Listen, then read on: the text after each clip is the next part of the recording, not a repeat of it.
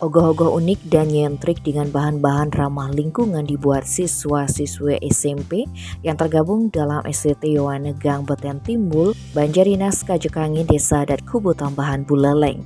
Ogoh-ogoh ini dibuat selama 2 bulan yang akan dilombakan serta diarak pada hari pengerupukan Sake 1945. Ogoh-ogoh dengan nama Satripu itu bercerita mengenai roh atau atma yang terikat dalam sifat-sifat jahat.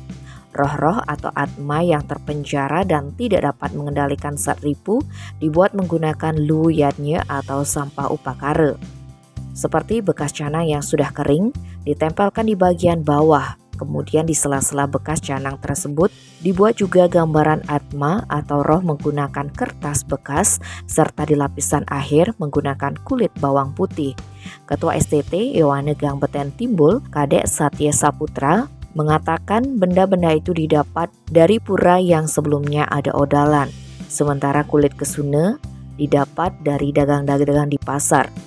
Selain bekas canang dan kulit bawang putih, mereka juga menggunakan bagian-bagian dari pohon pisang terutama untuk rambut ogoh-ogoh.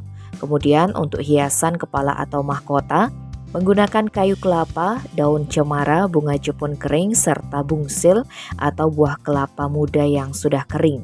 Sementara gelang kane untuk kaki dan tangan menggunakan kulit kuaci yang dikombinasikan dengan biji-bijian seperti kacang merah dan buah pohon pinus.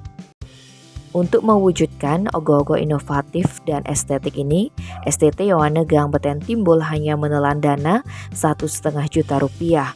Dana itu didapatkan dari sumbangan pihak swasta serta desa adat. Minimnya dana yang dimiliki membuat para remaja ini putar otak untuk membuat kreasi ogoh-ogoh dari limbah upakara. Tim Bali Express melaporkan.